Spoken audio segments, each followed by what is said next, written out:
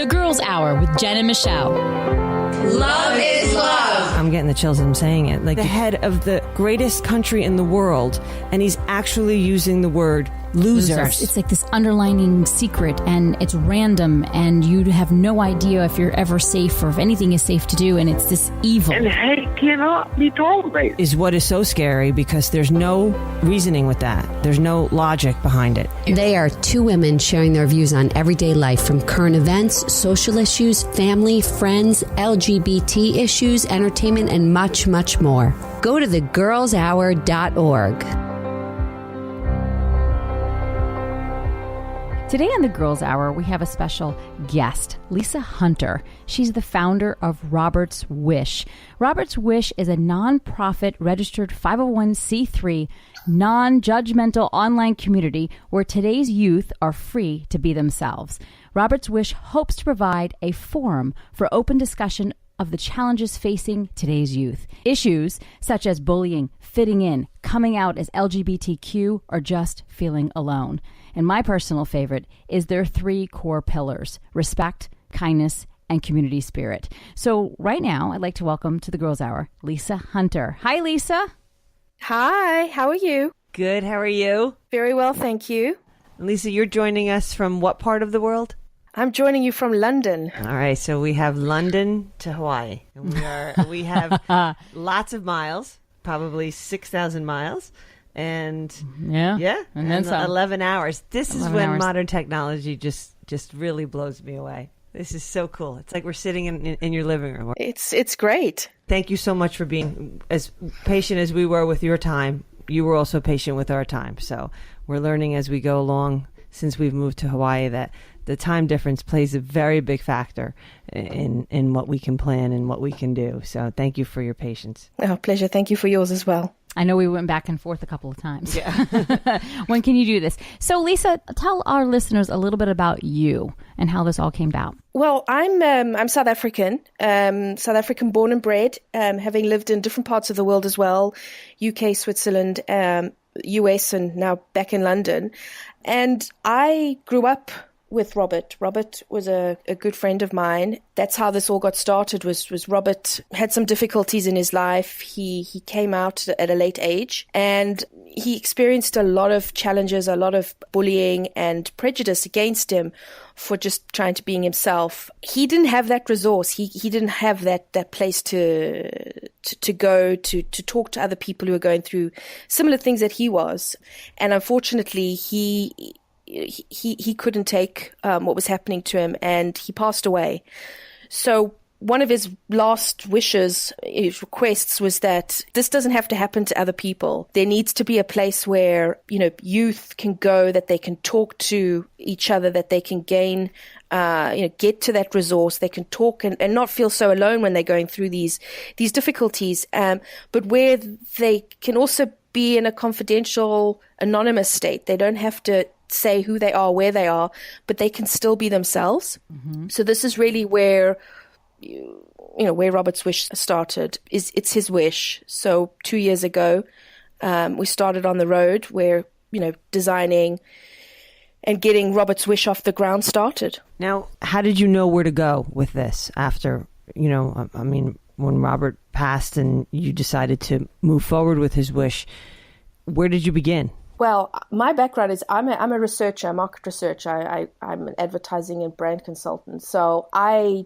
had not a lot of background in this type of thing, but I started to mentor youth via Twitter. Mm-hmm. I'd be commenting on different posts, posting a lot of positive reinforcement, but also engaging with fans from The Fosters, the TV drama The Fosters. Oh, yeah. Mm-hmm. The Fosters played a big role in supporting Robert when he felt so low. He watched a lot of YouTube clips of the show. So I got into The Fosters, started to watch it, and started to realize how powerful the messaging and the show is itself, and what a really strong following it has. And youth would find me via my tweets on Twitter and reach out to me to talk to me. So I started to get into the listening to them and understanding what types of help and support that they needed via these tweets and what I was hearing from them on Twitter. So that's where that element came out. And I started to see the types of discussions that were happening on Twitter that really needed to be happening in a more secure environment where there weren't trolls and they weren't going to get, scrutinized or feel that their feelings weren't valid as was happening on Twitter. So that's where we started to come up with the idea of having this online community where, they join and they can talk about being bullied or feeling alone or whatever the challenge that they're having in this confidential environment with each other.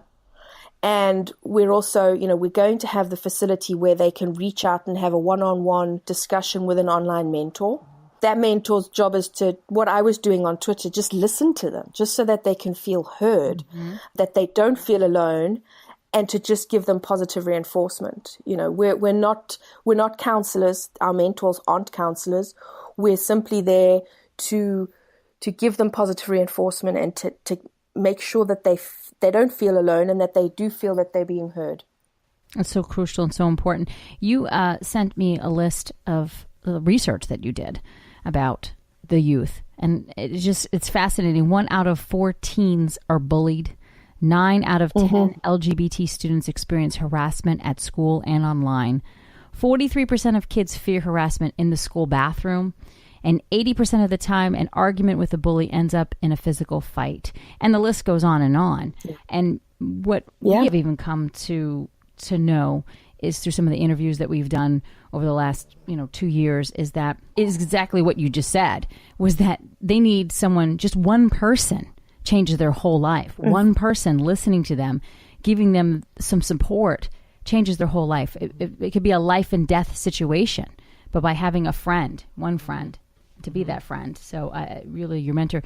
Now, you also talk about a parent community too in phase 2, which you hope to bring about too. Is that correct? That's correct, yes. What I found as well through the mentoring is I've spoken to a lot of parents. And there's not necessarily that community where parents whose kids are being bullied or who have come out or who are experiencing various different challenges can go and talk to other parents about, oh, look, my child came home today and this and this happened, or how do I help my child deal with being bullied at school? And it's a community online where they can exchange tips. They can say, I've had such a bad day, help me.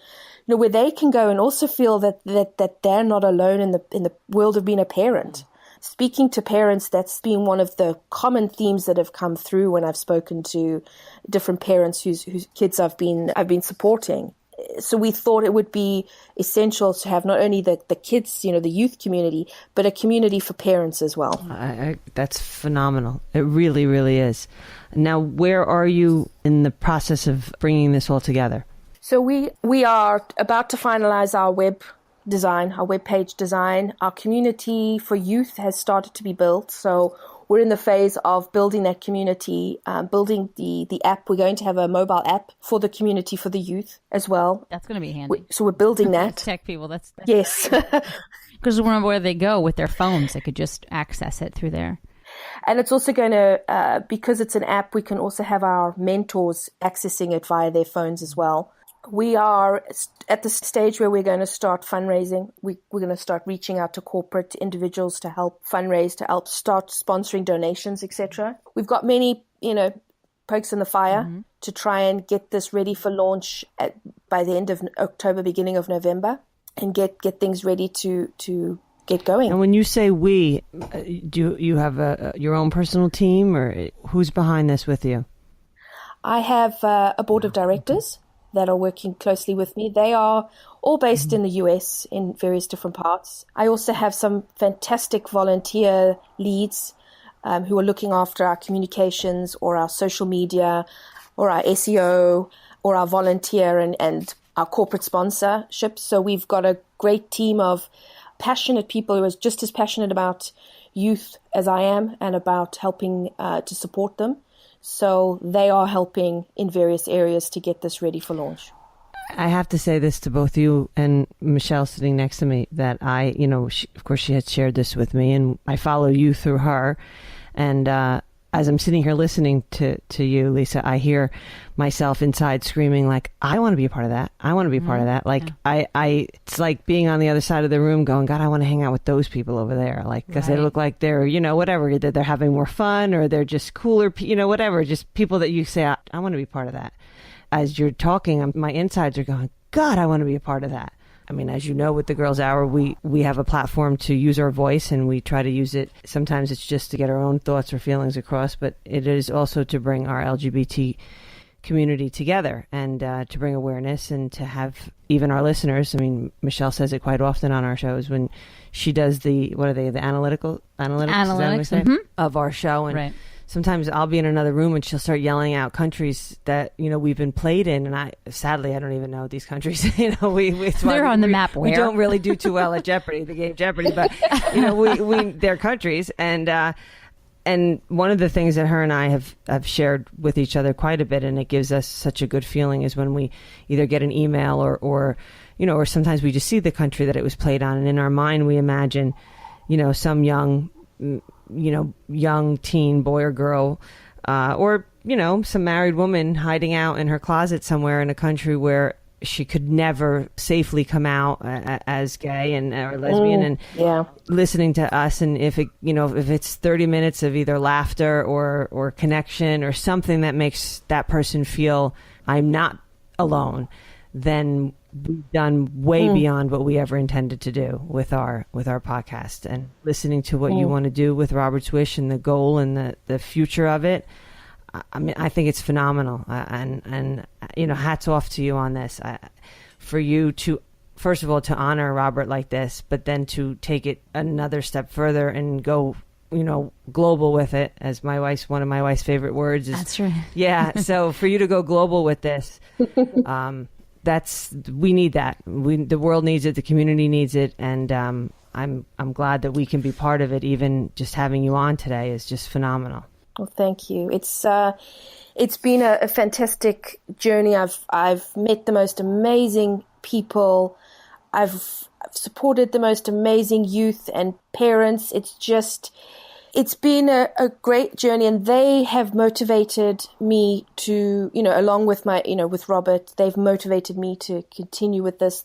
My board of directors have got their own personal stories of their background and their family members that have motivated them. And I've had people from Indonesia reach out to me, and countries that I would never have expected. I was based in Chicago until very recently, and I didn't even, gather the how far reaching we could go and support the youth and parents and just, society in general. There's just so much going on, and there needs to be this safe place where you can go and you can talk and just be yourself and not have to worry about any prejudices about, oh, I've had a bad day, or I don't know if I might be, I might not be, I'm having these strange, and feel it's okay. It's okay to feel like that. It's not wrong.